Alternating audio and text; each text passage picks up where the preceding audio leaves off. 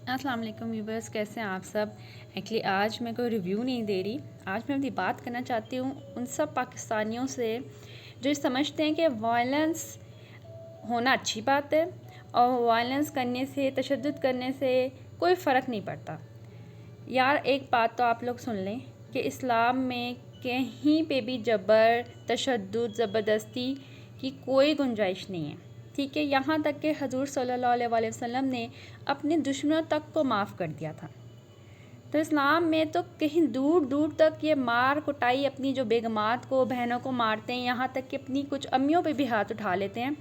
इस चीज़ की कोई गुंजाइश नहीं है। पहली तो बात ये है। दूसरी बात ये है कि आप लोग जो अपनी बीवियों पे हाथ उठाते हो तो आगे आप अपनी औलाद को ये सबक दे रहे हो, अपने बेटों को, कि औरत को मारना, अपनी बीवी को मारना बहुत अच्छी बात है। और अपनी बेटियों को ये सबक दे रहे हो कि कल को कोई तुम्हें मारेगा तो बहुत अच्छी बात है मार खाना, तो तुम्हारा कोई हक बनता नहीं है, अगर कोई तुम्हें मारता है तो तुम बोलो। ठीक है, तो मतलब आप अपनी जनरेशन, जो एक जनरेशन बना रहे हो, उसके जहन में क्या सोच डाल रहे हो। मतलब आपके शायद दादा ने आपके बाप के जहन में ये सोच डाली और आपके बाप ने आपके अंदर ये सोच डाली। इस वजह से आप ये सोच लेकर आगे चल रहे हो कि अगर हम घर में अपनी बीवी पे खाना ना बनाने पे, या फिर जो आपके कपड़े ख़राब हो जाते हैं, कपड़ों पे रंग लग जाता है, या उस बात पे, या रोटी गोल ना बनाने पे अगर मारते हैं तो बहुत अच्छी बात है। तो नहीं जनाब, ये बिल्कुल गलत बात है। आप जहनी मरीज़ हैं जिस अपना गुस्सा कंट्रोल नहीं कर सकते। ठीक है ना। अगर आप जहनी मरीज़ ना हो तो आप अपनी बीवी के साथ अच्छा सलूक करें। ठीक है, एक अच्छे लाइफ पार्टनर बने। और कसूर आपका भी नहीं है, कसूर आपके माँ बाप का है कि आपकी माँ ने भी खूब मार खाई होगी, फिर जब आप पैदा हुए आपने भी वही माहौल देखा, और फिर उसके बाद आपकी अम्मी ने, क्योंकि वो अपने वक्त पे तो बोल नहीं सकती थी, तो अब उनकी बहू आई है और वो मार खा रही है, तो इस चीज़ को एंजॉय करें कि मैंने भी तो खाई थी, अब तुम भी खा लो। भाई ये खाना नहीं है, ये मार है कि एक ने खा लिया तो अब दूसरा भी टेस्ट कर ले कि कैसा है, टेस्टी तो नहीं है। दूसरी बात ये कि आप, मसला असल में पता है कि आप लोग क्यों मारते हो अपनी वाइफ को, क्यों उन पे इतना तशद्दुद करते हो। उसका मसला ये, उसकी बात ये असल में कि आपको पता होता है कि उसका कोई घर नहीं है, वो वापस नहीं जा सकती, या फिर वो अपने बच्चों के लिए माँ है, कॉम्प्रोमाइज़ कर लेगी, हम धमकी देंगे बच्चे छीन लेंगे। तो बेटा, बच्चे पालना आसान काम नहीं है। तो मतलब बच्चे मत छीनो माँ से और पाल के दिखाओ। करो उसके पूप साफ, कर सकते हो? नहीं कर सकते। मेरे ख्याल से अगर मैं सर्वे करूं तो पाकिस्तान में बहुत कम मर्द ऐसे मिलेंगे जो कि अपने बच्चों की पोटियाँ साफ़ करते होंगे। तो करो साफ़, छीनो बच्चे, ठीक है, छीन लो और करो, शाबाश, लगे रहो। तो ये धमकियाँ अपने पास रखो। और दूसरा, लड़कियों के माँ बाप को मैं ये ज़रूर बताऊँगी कि प्लीज़, जहेज़ और सोने से ज़्यादा इम्पॉर्टेंट आपकी बेटी का फ्यूचर सिक्योर करना है। और वो कैसे सिक्योर होगा, उसके लिए कोई आमदनी का इंतज़ाम करें, उसके लिए कोई इनकम का, कि उसके पास हर महीने रकम आए, उसके नाम कोई दुकान लगाएं जहाँ से उसको रकम आए, ताकि शोहर उसको ये ना कह सके कि मैं कमाता हूँ, मेरे पैसे। उसका भी कोई होना चाहिए। अगर वो वर्किंग वूमेन नहीं है, ज़रूरी नहीं है कि हर लड़की ही घर से बाहर निकल के जॉब करे, कुछ मजबूरियाँ होती हैं, नहीं कर सकती।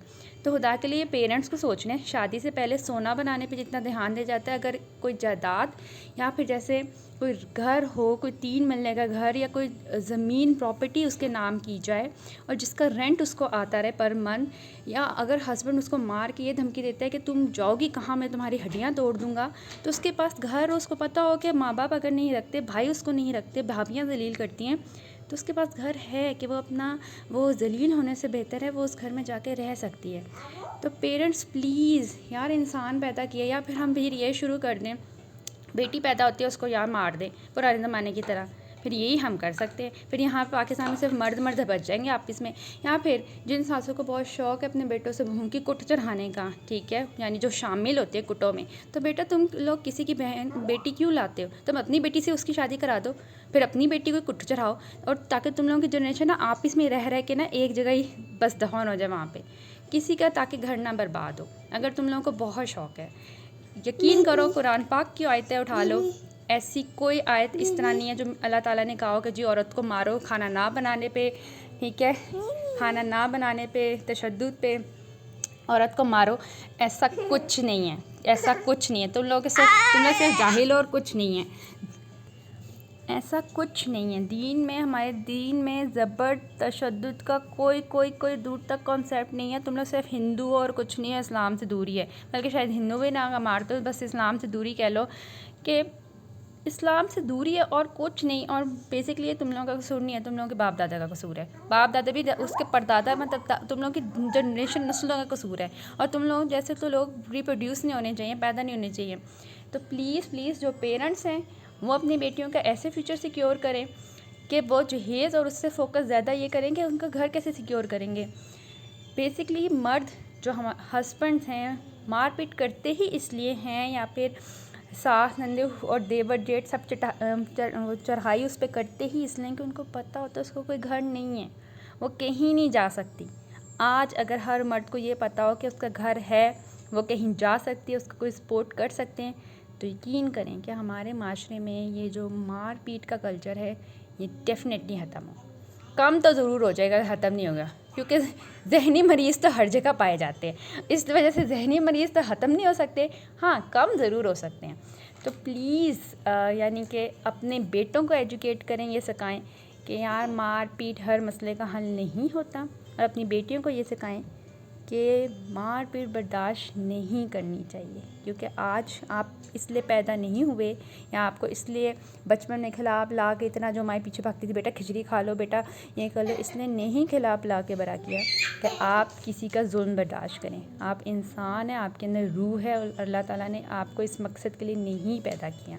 ठीक है, चलिए थैंक यू। मेरा बहुत लंबा रिव्यू, बहुत लंबा क्या कहते हैं लेक्चर हो गया। आई होप अंडरस्टैंड करें सब लोग, I hope. Okay, take care, अल्लाह हाफिज़।